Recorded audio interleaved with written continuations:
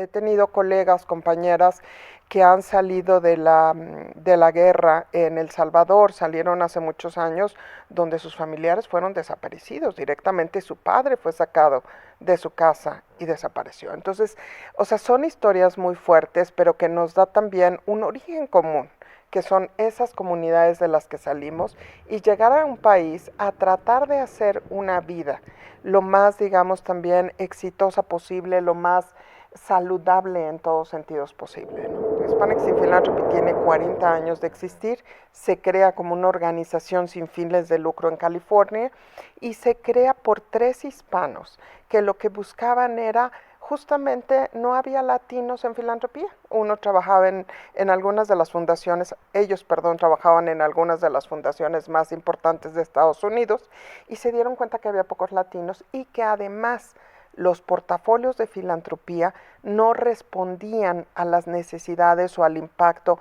o al porcentaje, digamos, de latinos que hay viviendo en los Estados Unidos.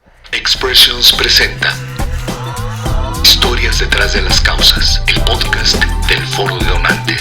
En la conducción, Marilu Villalón y Ernesto Carrillo. Diálogos entre amigos, expertos en filantropía, compartiendo experiencias de vida. Juntos somos la suma de voluntades. Historias detrás de las causas. Bienvenidos, esto es Historias detrás de las causas, el podcast del Foro de Donantes. Marilu, ¿cómo estás? Muy bien, Ernesto, muchas gracias. Muy contentos porque hoy está con nosotros una gran amiga del Foro de Donantes que conocemos de hace tiempo y nos va a contar una historia maravillosa. Por favor, preséntala. Bueno, pues esta mañana tenemos el gusto de que Gracia Goya esté con nosotros. Gracia, bienvenida. Muchas gracias por aceptar acompañarnos. Gracia es vicepresidenta para América Latina de Hispanics in Philanthropy y ahora queremos que nos platique quién es Gracia Goya, quién es ese personaje, que nos cuente de la institución para todos ustedes que no lo conocen y para quienes ya lo conocen, profundizar mucho más en la persona. Esto es Historias detrás de las causas. Ernesto. Bienvenida, Gracia. Qué gusto tenerte aquí. Platícanos, ¿quién es Gracia? ¿En dónde nace? ¿Qué estudiaste? Y queremos saber en qué momento te llamó la atención dedicarte a esto, a lo que ahora haces. Muchísimas gracias a los dos, Ernesto, Marilu, por la invitación. El Foro de Donantes siempre ha sido un gran espacio para intercambiar, entonces creo que esta es una gran oportunidad. Les platico un poco de mí. Mucho, por favor, mucho. Platícanos un mucho. Yo nací en Ciudad de México, sin embargo, mi niñez la tuve en una pequeña población en el Estado de México, en Ozumba, Estado de México. Entonces, ahí estuve hasta la edad de 12 años y ya después me mudé con mis hermanos acá a Ciudad de México a seguir estudiando. Pero la parte que a mí más me llamaba la atención cuando decidí estudiar una carrera profesional era ¿qué voy a hacer? No estoy segura de lo que quiero hacer después de estudiar. Entonces decidí elegir una carrera que me permitiera hacer muchas cosas. Entonces estudié ingeniería química.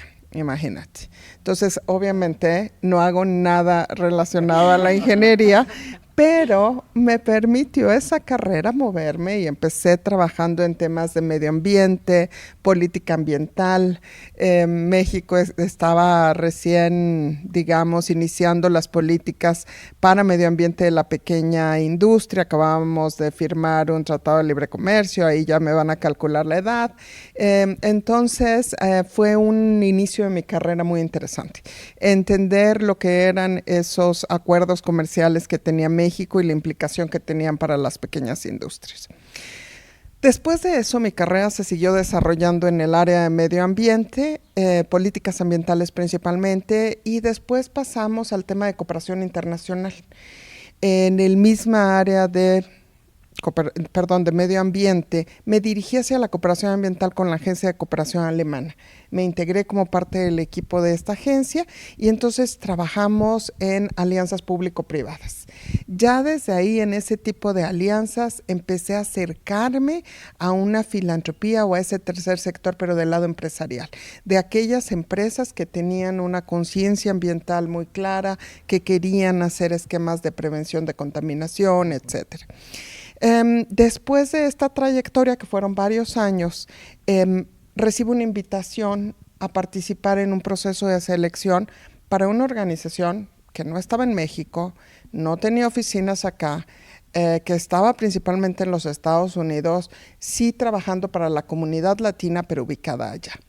Cuando alguien me comentó de este tema, que es una persona además muy querida que me invitó a por la cual llegué a este sector, resulta que dije, no, yo estoy muy contenta, seguramente no me va a llamar la atención. Cuando hago las entrevistas, hago todo el proceso y me encuentro con una oportunidad increíble. La oportunidad era esta: conectar a comunidades de migrantes, nuestros paisanos latinos en los Estados Unidos, con proyectos de desarrollo en México, en particular en un par de estados. Además teníamos recurso financiero en ese entonces para poderlos apoyar. Así es de que era como la receta perfecta, o sea, vas a poder incidir, vas a poder identificar y tenías además un comité asesor con el cual trabajar. Así es de que hicimos todo este trabajo, hice todo este trabajo de decir, primero, lanzarme algo nuevo y decir sí. Me tocó ser la primera persona contratada para Hispanics in Philanthropy en México. Ahorita somos un equipo de 15 personas y somos 50 en todo el equipo. ¿De México y de otros países? ¿También fue, digamos, la primer latina? No la primer latina, porque todo el equipo era de origen latino, pero la primer mexicana y la primera oficina ubicada fuera de Estados Unidos. Exacto. Ah, qué interesante. Entonces, eso fue en el 2006. Oye, perdón que te interrumpa un poquito nada más. Este tema de la migración, de los migrantes, ¿ya era en ti un tema que te apasionaba, que te interesaba, o ahí lo descubriste, digamos, ya de manera laboral? Yo creo que siempre me ha interesado. Ajá. A mí una de las cosas que me llamaba la atención, y entendiendo también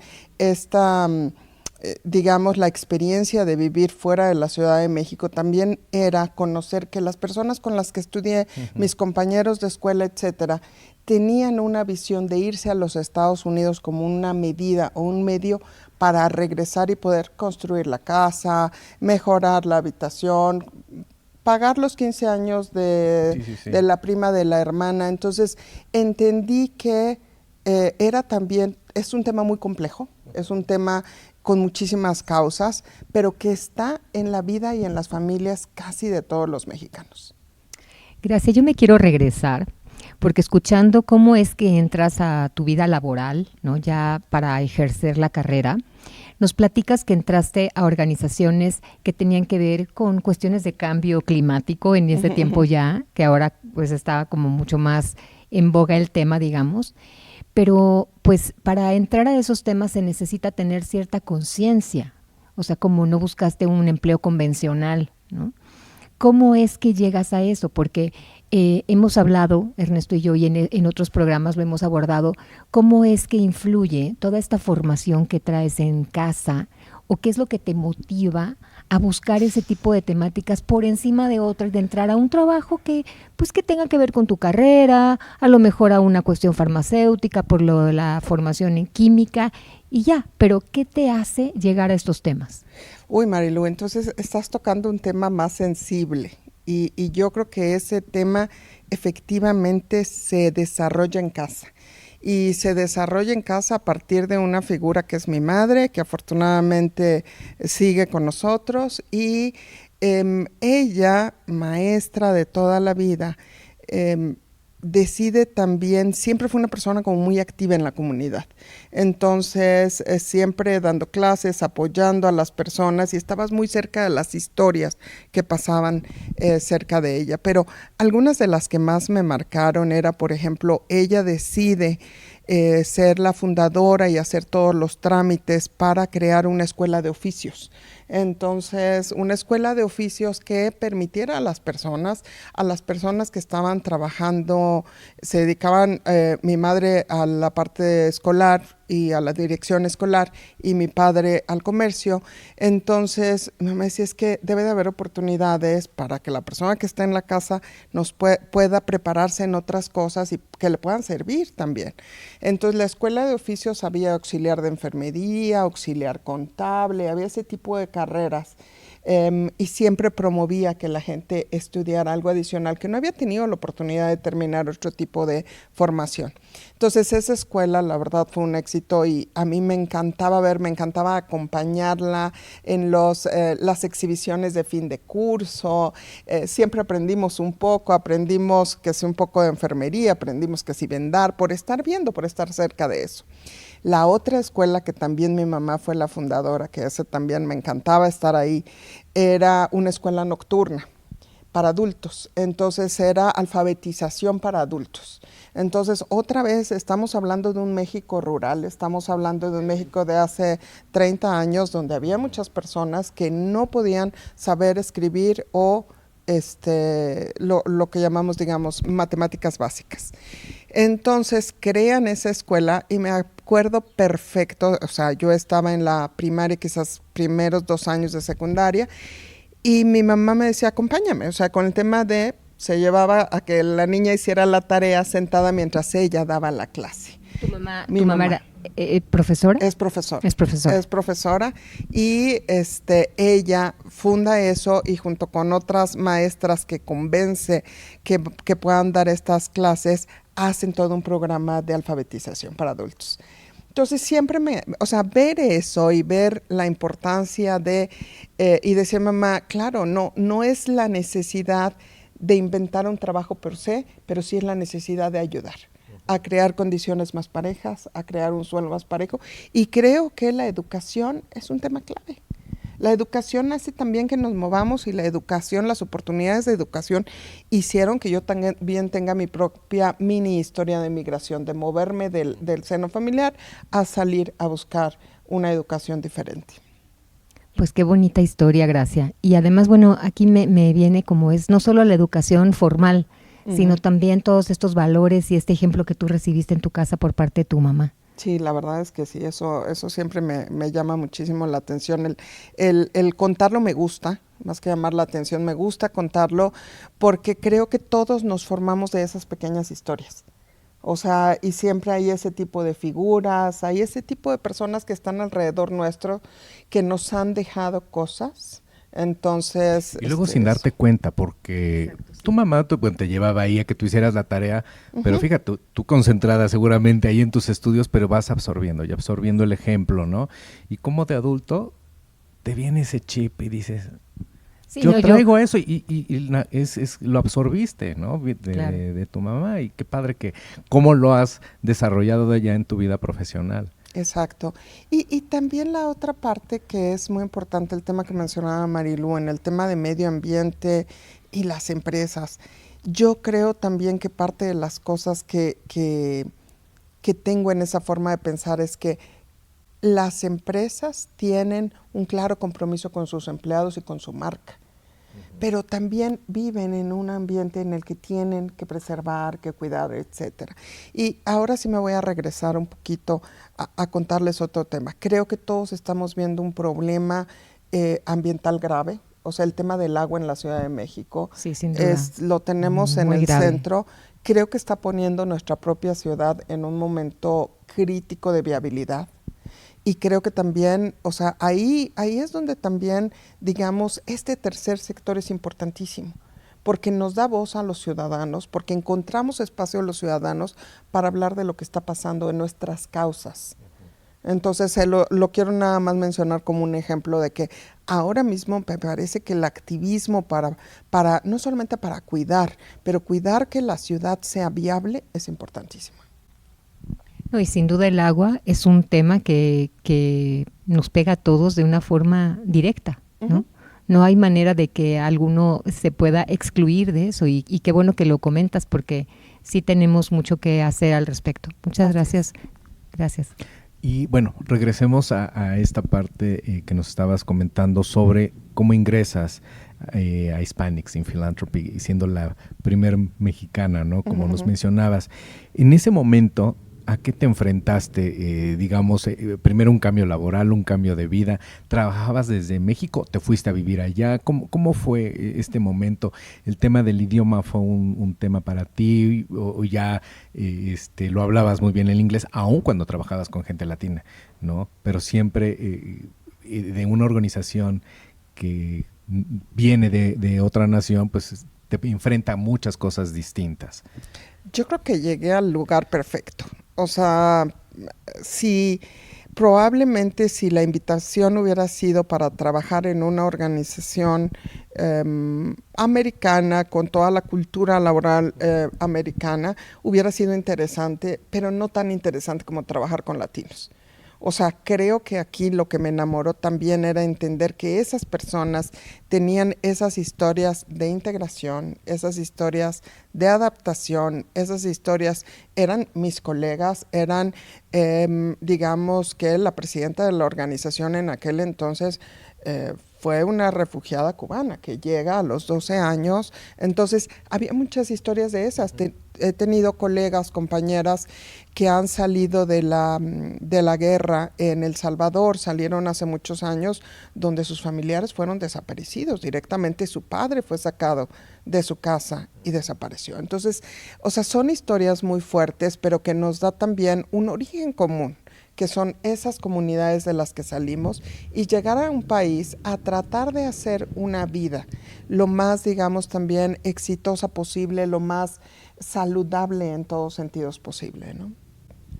Ok, y platícanos, entonces, ¿qué es Hispanics in Philanthropy?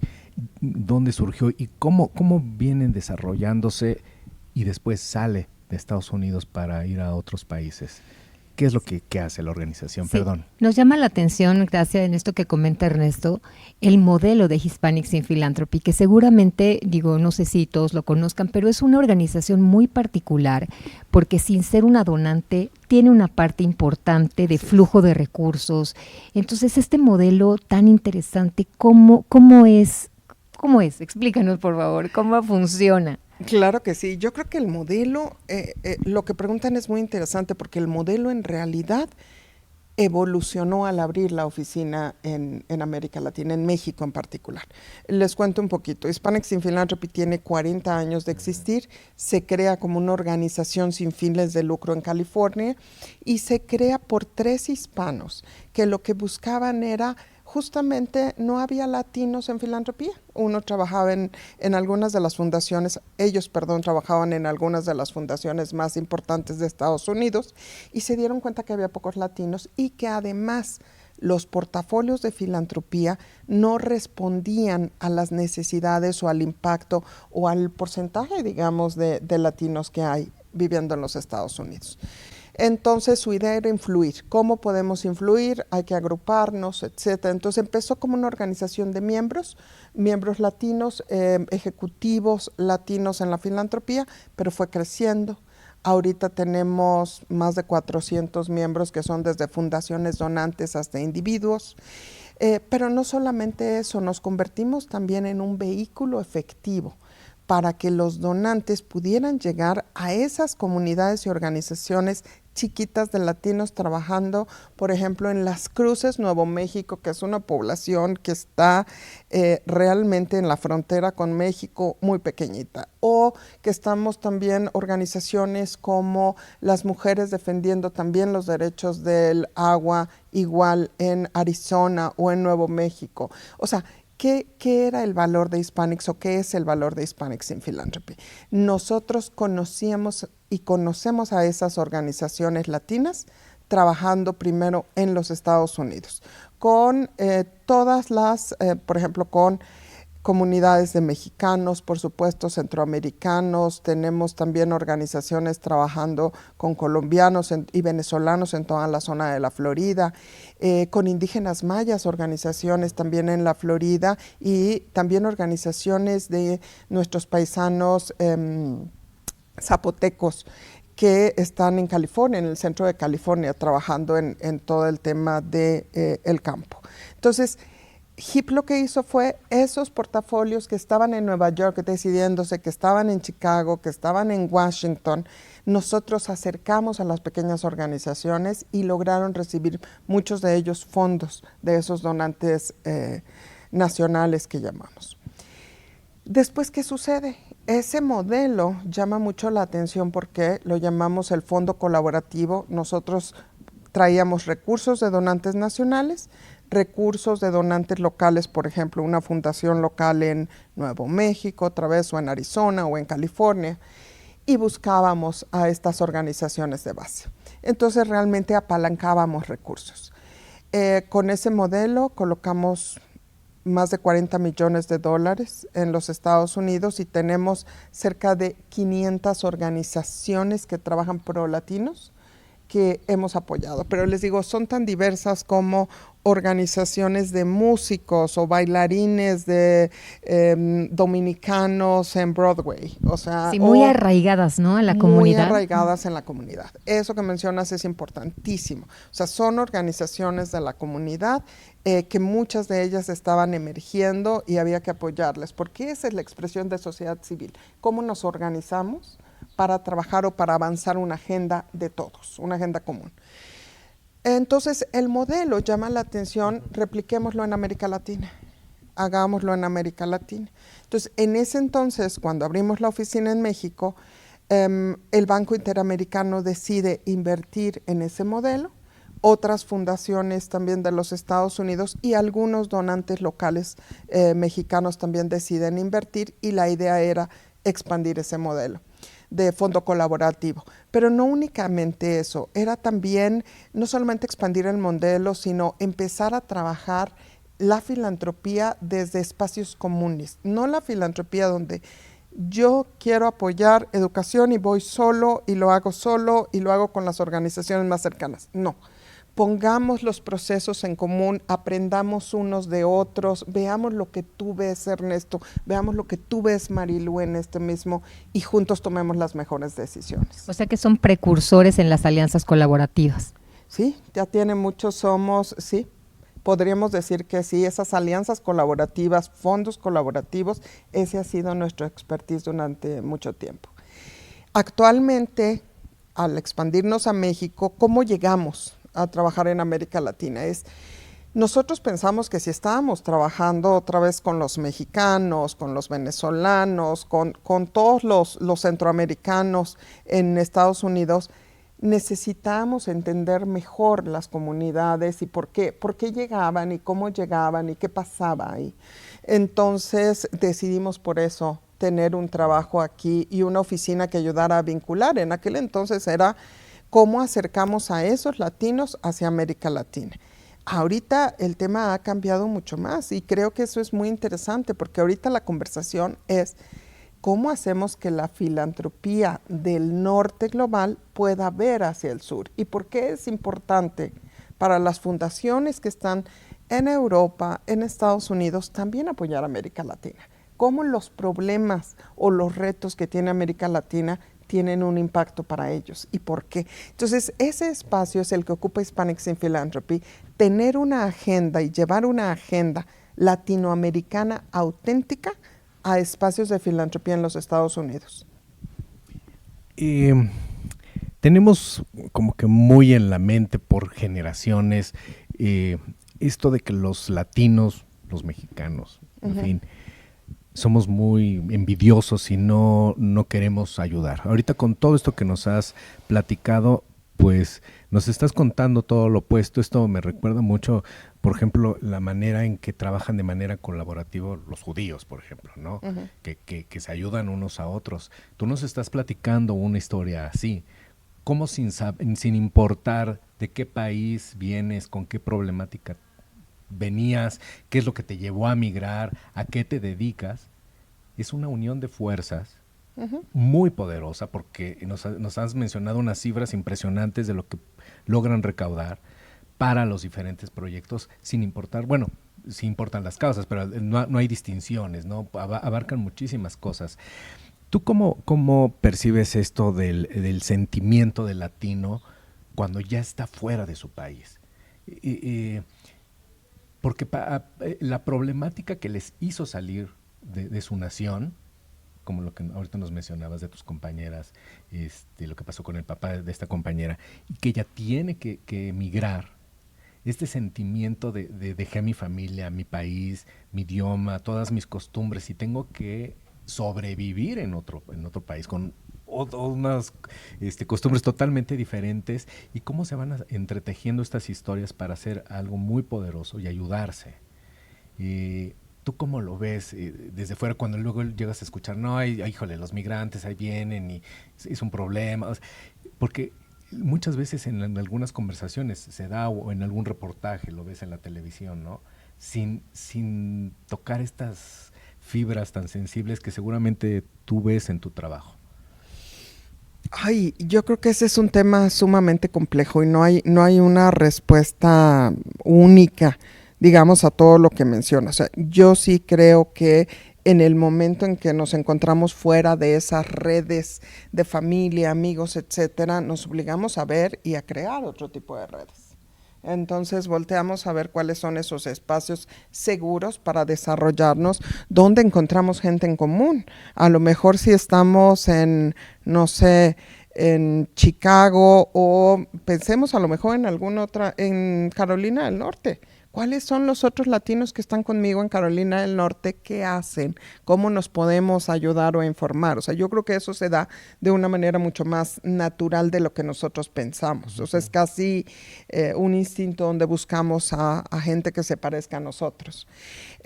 Sin embargo, tu pregunta es muy amplia y llegas a platicar o a preguntar sobre el tema de qué pasa con estas conversaciones también sobre los migrantes, y también México tiene, ahorita tenemos un tema y mucha presión sobre el tema migratorio. Yo creo que ese es un tema, o sea, yo diría que probablemente los 3 más importantes que tenemos en el país. En el país y a nivel mundial, ¿no? Porque hay muchísimas movilizaciones también, ¿no? Es un tema global.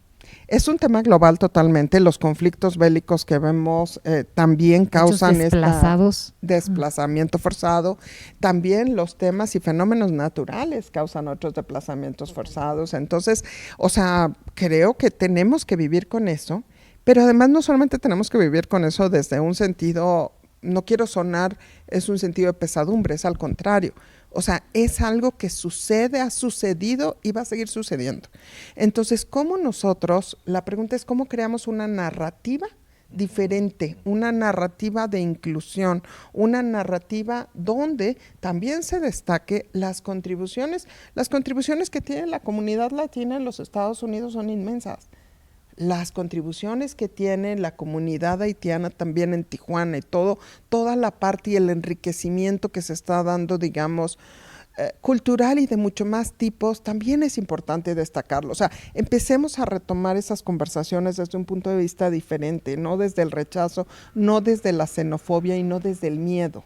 Creo que también hay una tendencia que se ha dado, ustedes saben, o sea, México siempre nos sentíamos muy orgullosos en esa narrativa colectiva de que éramos un país muy generoso, que abríamos las puertas a diferentes migraciones que se habían dado. Estamos hablando desde aquellos barcos que llegaron en los 30s, 40s, estamos hablando de migración más reciente que venía de Argentina, de Chile, todos estos exiliados de conflictos allá también llegaron a México. ¿Qué ha pasado? Sí, sin duda. Creo que aquí hay como muchas cosas importantes. O sea, por un lado recordar esto, ¿no? Nuestra memoria histórica de que hemos sido un país que ha acogido a migrantes de otros países. España, ¿no? Han habido como ejemplos muy claves y que les hemos abierto las puertas y propiciado condiciones favorables para que esto suceda. Y recordar que nosotros también somos un país que también migra, ¿no? Y que quizás las condiciones, si no hubiera un Hispanics in Philanthropy que pusiera estas apertura de comunidades, estas condiciones más favorables, la historia de muchos no sería igual. ¿Cómo desde tu experiencia podemos, en este contexto nacional, poner condiciones que puedan ser más benéficas o más bondadosas o que puedan ser más equitativas, tanto para estas poblaciones que estamos recibiendo, y este contexto nuestro que de pronto puede ser también como un poco preocupante, ¿no? De me van a quitar el trabajo, llegan y hacen tal cosa, o hay más inseguridad. ¿Cómo podemos cambiar la mirada? Que seguramente les ha tocado trabajarlo a ustedes desde Hispanics en algunos ámbitos en Estados Unidos. También creo que ese tema es muy amplio y hay muchas acciones que podemos hacer, pero una de ellas creo que quitarnos esos prejuicios y ese miedo del que hablamos, pero también cómo nos quitamos ese miedo. Creo que también tenemos que hablar, ojo, del tipo de trabajo que están haciendo estas comunidades de migrantes, y tenemos que defender que tengan trabajo digno. Mucho de lo que estamos viendo también es que algunos de ellos están tomando trabajos que realmente no tienen las condiciones mínimas, que no están recibiendo un salario mínimo, que no están recibiendo una serie de beneficios que nuestra ley laboral ha buscado que obtengamos. Entonces, ¿qué sucede? Nosotros mismos estamos generando condiciones desfavorables para ellos, pero desfavorables para todos. Entonces, creo que ahí, o sea, el tema es muy amplio, Marilu, muy, muy amplio, pero una de las cosas que creo que debemos de poner atención es procesos de integración efectivos, donde realmente se integren los migrantes a la parte laboral, económica, a nuestro sistema de salud. ¿Por qué? Porque son parte hoy de nuestra comunidad. Esa es la realidad.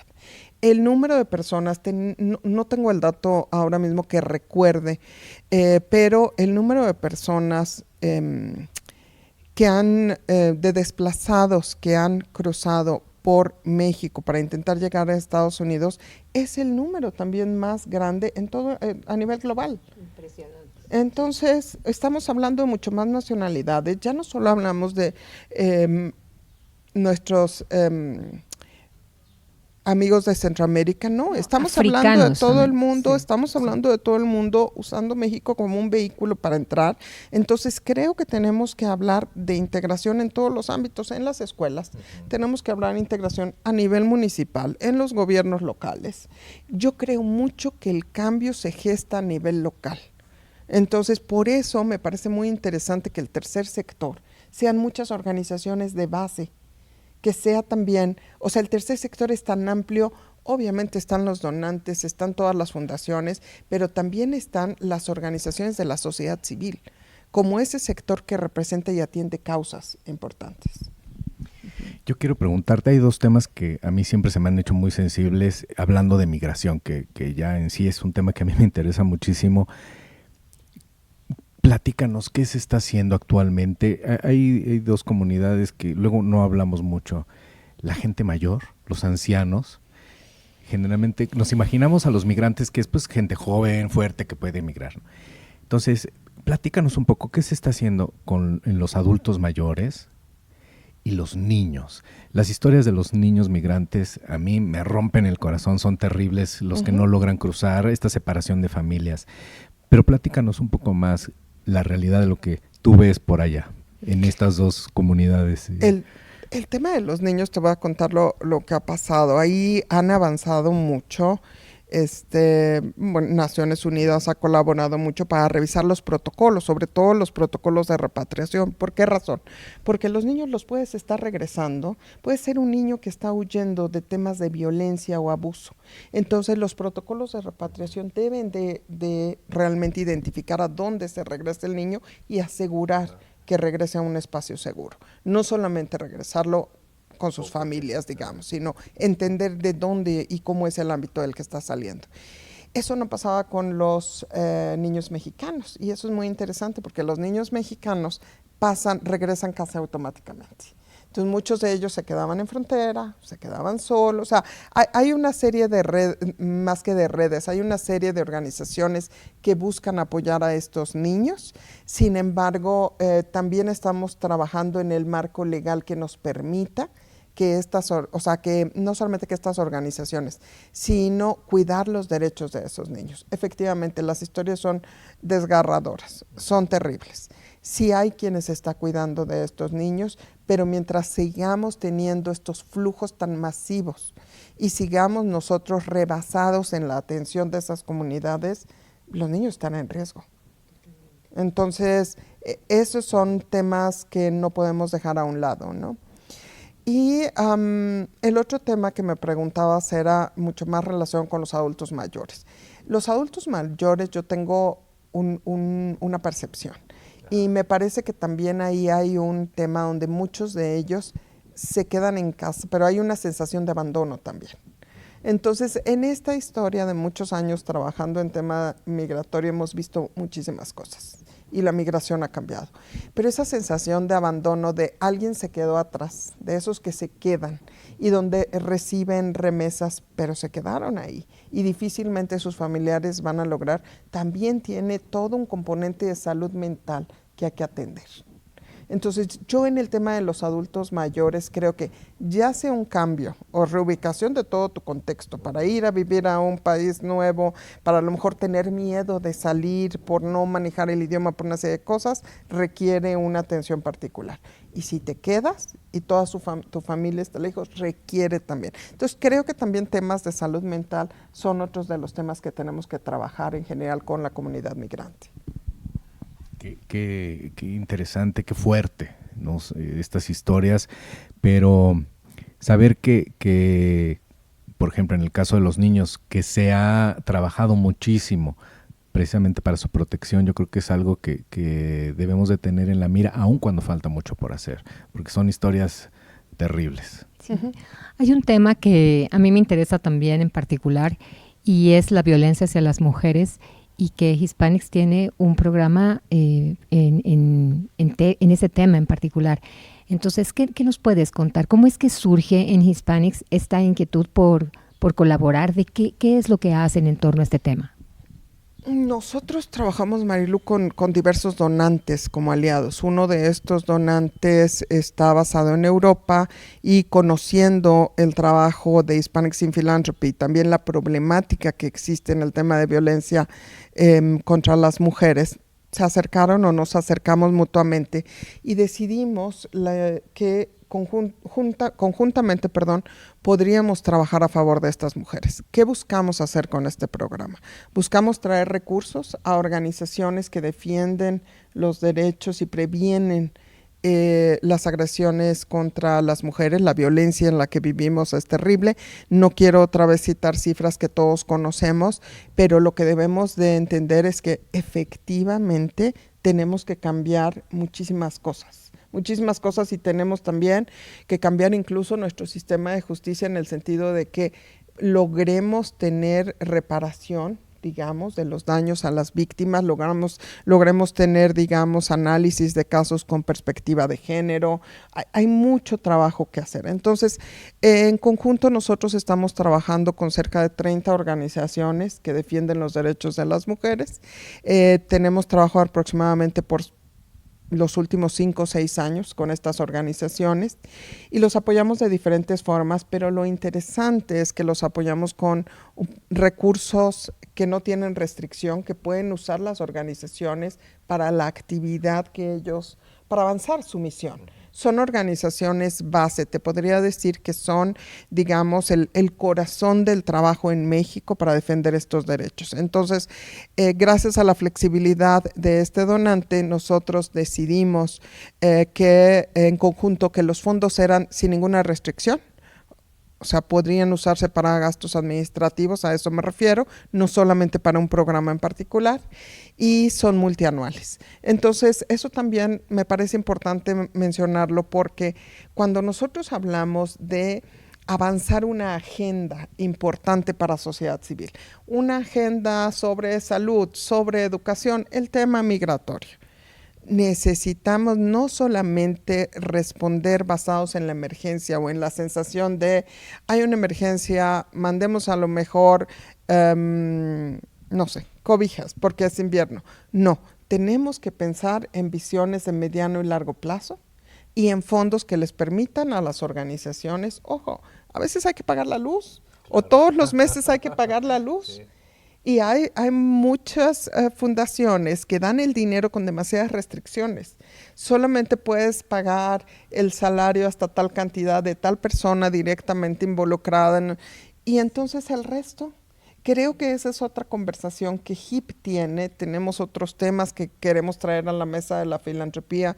Uno es el tema de filantropía y racismo, y cómo ese tema de racismo cruza todos estos temas que acabamos de comentar. Sin duda, sin duda. Sí, uno de los temas, de hecho, que estamos empujando, que está empujando desde CEMEFI, es Así justo este tema, ¿no? Filantropía y racismo, y cómo nos interpela, ¿no?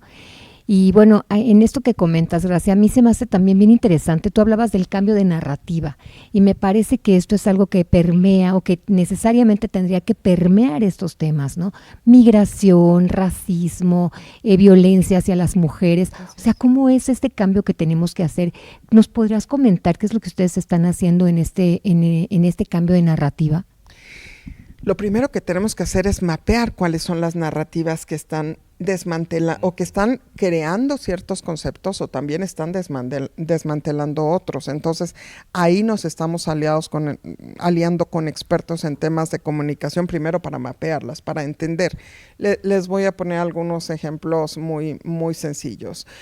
Por ejemplo, veíamos en las notas de los periódicos cuando surge la primera caravana de migrantes, ya tiene algunos años. En ese momento los periódicos se va a colapsar la ciudad. Los medios nos decían, me parece que eran 6,000 personas, si recuerdo bien, se va a colapsar la ciudad, etcétera. Cuando 2 semanas, y todos los medios, ¿no? En televisión, en radio, y 2 semanas después, me acuerdo, o una semana después, había un concierto masivo que había logrado reunir, 80,000 personas en el cuadro del Zócalo. Y nadie había dicho nada, habían hablado del gran éxito que era eso.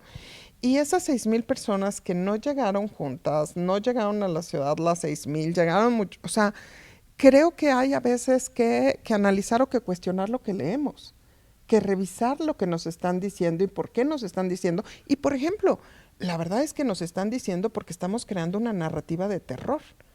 El terror a lo diferente, el terror a los que vienen de fuera, y eso es lo que tenemos que cambiar. Esa es la narrativa que no había hace algunos años en México, y ahí tenemos que cuestionarlo y tenemos que incidir y decir, no, eso no es así. Desde cualquier espacio, también el espacio de nosotros en conversaciones profesionales o personales, también tratar de incidir en cuáles son esas formas de pensar que nos generan miedo, que nos generan esa aversión, digamos. Aversión. Aversión. Justo es esa la sensación. Tienes toda la razón y es algo que contamina terriblemente el pensar y el poder trabajar en estos temas. El tejido social, sí, ¿no? Tal cual. O sea, esto te genera muchísimas cosas. Mucha aversión, incertidumbre, desconfianza, inseguridad. O sea, van aparejadas, ¿no? Todas estas cosas, y sin duda es desde sociedad civil, desde las organizaciones, desde la raíz que podemos empezar a hacer este cambio, ¿no? Porque es un cambio que tiene que ser transformador. Claro. Así, una filantropía transformadora, ¿no? Oye, pues se nos ha acabado el tiempo. Podríamos estar platicando contigo horas, porque de verdad es que estos temas son tan complejos, tan amplios, que podríamos ir desarrollando cada uno de ellos. Te agradecemos muchísimo esta conversación y si estás de acuerdo, te estaremos invitando muy pronto para tocar a detalle otros temas. Pero antes de despedirnos, ¿por qué no nos dices dónde podemos obtener más información sobre Hispanics in Philanthropy? Claro. Y que la gente sepa más sobre estos temas? A lo mejor alguien quiere unirse, apoyar alguna de estas causas, ¿no? Me encanta la idea los invito a ver nuestra página y todo el trabajo que hace Hispanics in Philanthropy en www.hipfunds.org.